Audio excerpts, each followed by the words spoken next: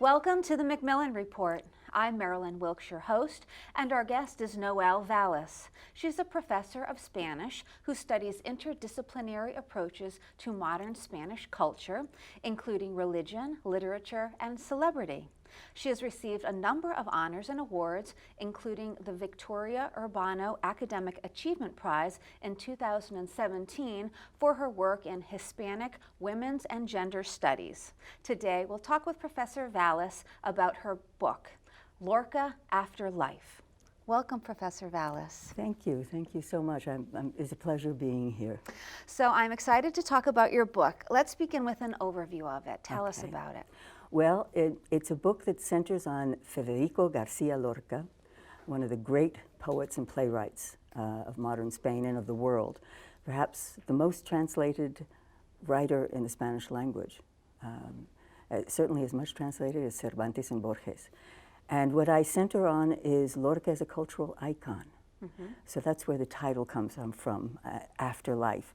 But of course, to talk about Lorca After Life, you also have to talk about him a little bit before. Yes, tell us, who was he? Lorca. Lorca was one of these kind of unique figures that Spain tends to produce, like the great painter Goya in the 19th century, 18th and 19th centuries. And he was how can I say this? I guess the easiest way to say this is the first time I read Lorca, I fell in love with his work. Wow. And it was a really personal reaction to him. And I think that's the case for a lot of people who first run across Lorca. And I ran across him when I was a college student, like the way many people do, especially in this country. I guess a way to say to you who was Lorca is maybe just to tell you recite a few lines from his poetry. Sure. For example, there's a wonderful poem that almost everybody reads. It's called Rider's Song. And the last lines, if I can remember them, and if not, we'll skip to the next segment. Okay. The lines are as follows. Ay, que la muerte me espera antes de llegar a Córdoba, Córdoba, lejana y sola. Oh, but death awaits me before I ever get to Córdoba, Córdoba, distant and alone. Those lines are very mysterious. Or the lines from another poem that almost everybody reads. It's called The Ballad of the Moon, Moon, Oh. Romance de la Luna, Luna. And the last lines of that poem are, Ay, como canta la sumaya, como canta en el árbol. Por el cielo va la luna, con el niño de la mano. Oh, how the nightjar sings, how it sings in the trees. Through the sky goes the moon with a child in its hands. Beautiful. Isn't that gorgeous? Yes. And especially in Spanish, it's beautiful. That's why I wanted to at least, it doesn't really matter if you can understand the lines because it has such a magic, the Spanish of Lorca has these magical qualities. And one of the things that's so interesting about Lorca is you look at these lines, you say, what do they mean? What do they mean? And behind a lot of his poetry, not all of it, but behind a lot of it is death. I often say when I teach Lorca to my students, I say, for me, death is the precondition for his poetry. You really can't understand it without that. It's probably the case for others, too. And why do you think that is? That's a hard question to answer, perhaps in part because a poet's voice is always, in one sense, posthumous. He leaves his work, he leaves this life, and what does he leave us? That's what he leaves us with. It's a posthumous life.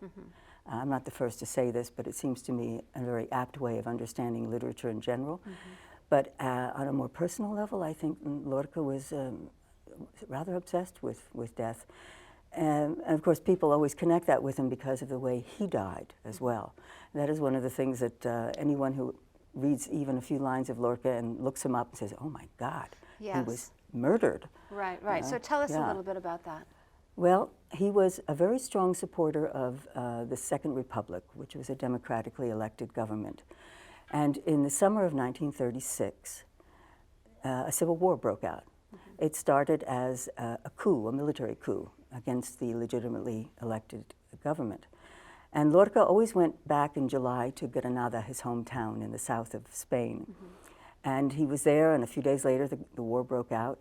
He hid in the house of a friend of his because he understood that they were looking for him, and they found him.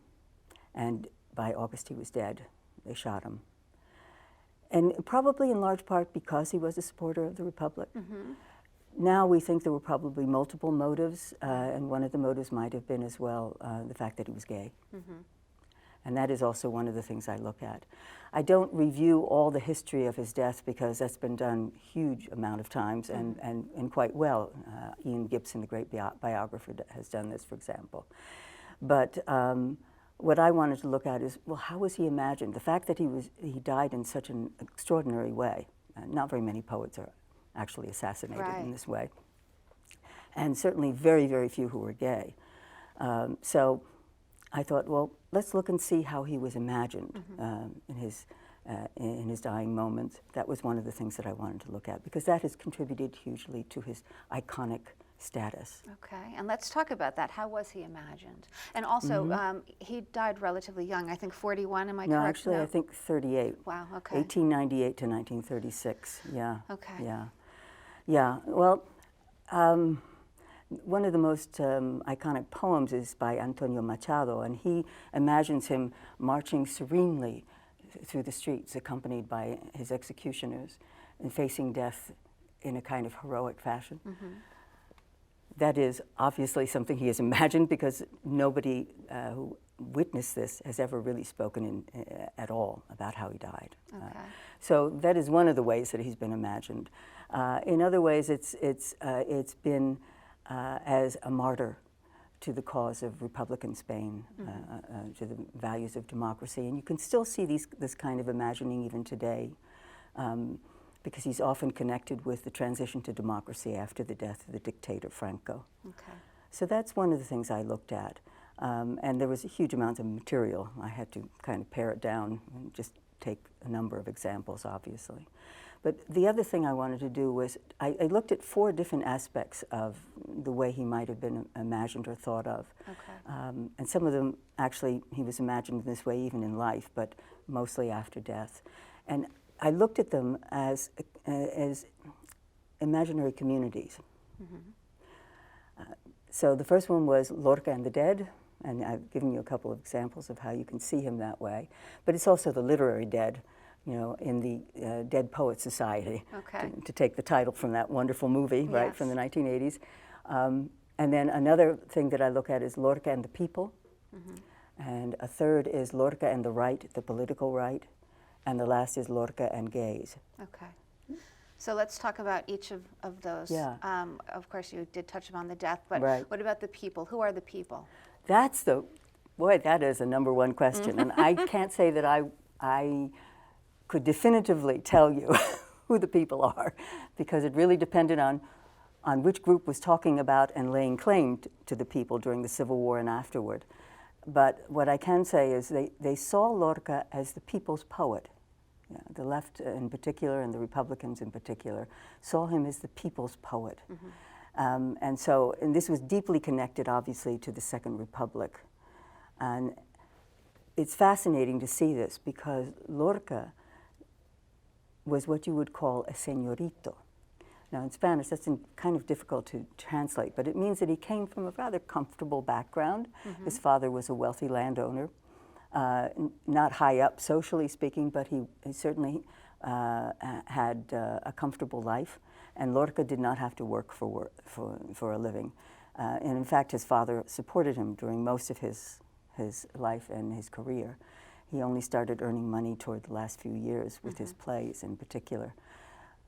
Having said that, as a señorito, he never worked harder. I mean, he really was dedicated to his craft.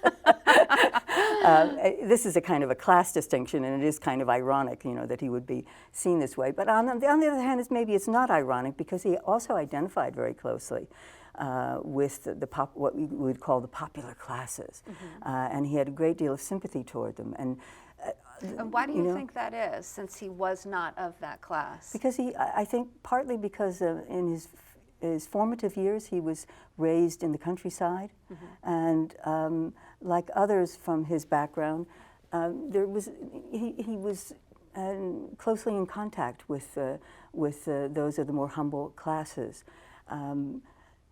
The people who surrounded him were from these classes, and he imbibed, like others before him, the popular culture of the humbler classes in Spain. And it spoke to him. He felt some empathy. Yeah. Whereas other people could probably, Right. I don't, In Spain, there's a tradition here too, because there's such a rich popular tradition, say the oral tradition of poetry, and there's not this heavy or very clear-cut divide or antagonism between, say, popular poetry, that is the oral tradition, and the written, more refined tradition of poets. Many of them really are inspired by this popular tradition, not just Lorca. Right, so it's not surprising in that sense. So was Lorca very well known during his lifetime as a poet? Yes, he was, as a poet and a playwright. He was famous. He was a celebrity. And indeed, when you look at somebody and his iconic status, you're really looking at his celebrity and his fame. And he was both. He was a celebrity and he was a famous person, and he continued to be after his death. He still is. You know, we tend to think, well, celebrity is pretty fleeting, and it generally is. Fame can also be fleeting, but it tends to be a little more enduring in comparison. And fame in its origins was something that people associated more with accomplishments, with deeds, with something virtuous.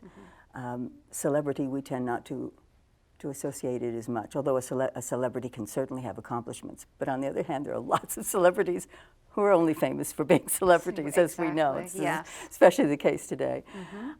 So I ended up really also, at the same time as I was looking at this individual case of Lorca, meditating about, what does it mean to be a celebrity? What is a celebrity? And what surrounds celebrity? What surrounds celebrity? So those four groups that I was talking about, the dead, the gays, the right, and the people, in part come out of the celebrity status, the fame of Lorca. Lorca produces these communities which are not always harmonious, which reflect the fractured history of Spain. So what about the gays, that section? Talk a little bit about that. How did they imagine him? This was one of the most fascinating things for me. Certainly other scholars have looked at Lorca as gay, or looked at what they can perceive in his poetry that has to do with him being gay. And there's some very fine work that's been done in all these areas, certainly. But one of the things that surprised me was how much I realized I didn't know about the 1920s and 30s and what it meant to be gay in Spain. And so tell us about that. What did you learn? Yeah, the cliche is that it was terrible to be gay in that period. And certainly it was not easy. No one should ever think otherwise, and that's the case everywhere. Right. But on the other hand, this was actually the period when you start to see some more visibility. It's still somewhat timid, let us say, but you definitely see more visibility in society and in literature and the arts. I would say that that was one of the things that I found to be really fascinating. I discovered another gay figure who was a contemporary of Lorca, one that now is being looked at far more often than before. He'd sort of fallen into neglect, and I found it very interesting to compare him. Who? His name is Álvaro Retana. Okay. And he wrote these rather racy stories and novels, and he was a dress designer, and he wrote songs, so he was a man of all trades, so to speak. And he was often seen as publicly gay, or at least bisexual, in comparison to Lorca, who was never out of the closet, which was more the case than not for most gays in the period. But I found that really interesting, that you could look at this and see that being gay could mean different things depending on the person, the personality, the groups they were in, and so on and so forth. So then I started looking at, well, he was barely referred to as being gay during the period of his lifetime. there were there were a few insulting references to him in newspapers that did not particularly care for Lorca. And you could see that a little bit afterward as well. But for the most part, there was a kind of screen or veil, thrown over the fact of being homosexual. And so what I discovered is that you really have to wait a while before, after his death, before people started reflecting on that. But when they did, it was really interesting. And I think one of the most fascinating aspects was to see how other gay writers looked at him. And can you give an example of some of how some of them did? Yeah, Ginsberg, Allen Ginsberg. It's brief, but it's telling. There's a wonderful poem of his in Howl, his iconic collection, a supermarket in California, I think it's called, where he he spots Walt Whitman and Lorca in a grocery store among the avocados and peaches and pears, and at one point, he talks about Walt Whitman eyeing the grocery boys, and he notices that Lorca's down there as well, although he doesn't say that he's eyeing the grocery boys. And toward the end of the poem, he talks directly to Walt Whitman. He says, "Walt Whitman, where are you going? The store closes in an hour. Which way does your beard point?" So it's a wonderful poem, and it is a way, curiously, I think, of outing Lorca in a peculiar way, and a funny, ironic way, and poignant too, because of the connection with Walt Whitman. And so I look at that as a kind of a double outing. They go on an outing to a grocery store, but it's also another outing. Exactly, yeah, very good, very good. So in writing the book, how did you do the research? I mean, there's so much, as you pointed out, volumes of material on him. So how did you go about picking what you did to do the book? Well, that was a challenge, and it's one of the reasons why it took me several years to do this project, do the research and the writing, and also because I'm just very slow. And because there's heaps written on Federico Garcia Lorca. It's like writing on Borges or Cervantes. I certainly didn't read everything, but I read a huge amount. I just felt that I needed to make sure that I covered my bases, for one thing, but also there was a lot that was quite interesting. But I also found a lot of primary sources. Some of them that people had, a lot of them that people had already used, but I wanted to look at it in a different way. You can always go back to these sources and find other ways of looking at them, and so that was very interesting as well. Were there any personal letters that you were able to read between him and other people? Yeah, there's a solid body of correspondence, and a lot of it has been published, fortunately. So that was something that was readily available to me, and I certainly read his correspondence. And I read some correspondence that was to him, as well as the letters that he wrote. And I found, for example, online there was a wonderful archive from a poet friend of his named Luis Rosales. And that turned out to be quite interesting, and it had hardly at all been touched with respect to Lorca. So, yeah, I found some interesting stuff. Oh, yeah, good, good. There's a bit of mystery actually surrounding his death from what I had read in terms of no one knows where his remains are. Yeah, I write about that too. Okay. It is quite interesting. And some people throw up their hands and say, do we need to talk about this one more time? Especially in Spain, they can sort of feel frustrated and fed up, because it has been dealt with so many times. But we don't know where he is. And there have been a number of excavations, and each one has come up empty. And so it is one of the, the enduring mysteries about him. Right. Sometimes it overshadows a bit his work, which is obviously the most important thing. But at the same time, my view is, if this is clearly important to people, so we should look at it at least one more time. Right, right. Yeah. So what do you conclude in the book? Well, I look at I try to look and see what his celebrity ultimately produced. Obviously, it's his work as well. I'm not trying to say it's just his celebrity, but it seems to me that unless you're someone with an enduring impact like Lorca, you're not going to be able to understand how those four groups that I mentioned had such an impact, and how his his celebrity, his fame had such an impact on these four groups, I think would be better said. So that in essence what we're talking about is that Lorca has an individual and a communal identity. And that celebrity itself is actually quite crowded. And literally and virtually, in the sense that one of the things that surrounds celebrity and fame are crowds. And I talk about that as well. They don't have to be real, they can be virtual, but it's crowds, you know, and these communities are, in some sense, also different types of crowds. And so I ended the book with a small postscript in which I looked at a letter from a 14-year-old Spanish schoolboy who wrote a letter to Luis Rosales, the friend of Lorca, in 1989, asking him one question. He said, "How do you remember Federico Garcia Lorca?" He didn't get an answer because Rosales was sick and he was really actually close to his end. But he wrote to other people as well who did answer him. And I thought that was fascinating because he was really asking for an interview of sorts. And it was a fan letter. It was a fan letter. He was an admirer of Rosales and Lorca. And I thought that was a perfect example of what I was talking about. And the same guy, the 14-year-old schoolboy, when many, many years later, he became a journalist and a writer, and he wrote about Lorca. And he also participated in organizing yet one more of these excavations, trying to find Lorca's body. What a nice story. Yeah. Well, thank you so much for being here with us today and sharing your work. I really enjoyed it. Thank you. I enjoyed it tremendously, Marilyn.